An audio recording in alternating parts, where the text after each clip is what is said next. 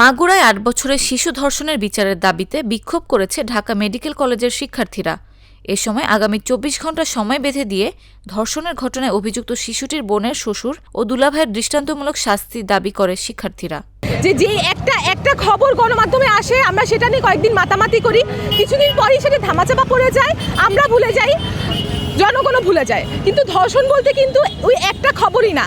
সে ধর্ষক কেন বাঁচবে? কোনো যাবজ্জীবন কারাদণ্ড আমরা মানি না, তাদেরকে ফাঁসি দিতে হবে, মৃত্যুদণ্ড অবশ্যই কার্যকর করতে হবে। এর আগে শিক্ষার্থীরা ঢাকা মেডিকেল কলেজ থেকে একটি মিছিল নিয়ে রাজু ভাস্কর্যের পাদদেশে জড়ো হয়।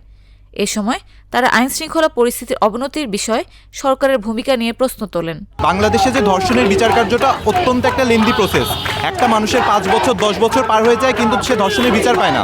আপনি যদি স্ট্যাটিস্টিক্সের দিকে লক্ষ্য করেন, বিগত 5 বছরে ৬,০০০-এর বেশি মা বোন ধর্ষিত হয়েছে, কিন্তু বিগত ১০ বছরে কেবলমাত্র ১১ জন ধর্ষকের মৃত্যুদণ্ড কার্যকর হয়েছে। শিক্ষার্থীদের দাবি, বারবার ধর্ষণের মতো ভয়াবহ সব ঘটনা ঘটে গেলেও প্রশাসকের টনক নড়ছে না। বিগত সরকারের সময়ও ধর্ষণের ঘটনায় কোনো দৃষ্টান্তমূলক শাস্তি না হওয়ায় অপরাধীরা পার পেয়ে যাচ্ছে বলে অভিযোগ করেন তারা।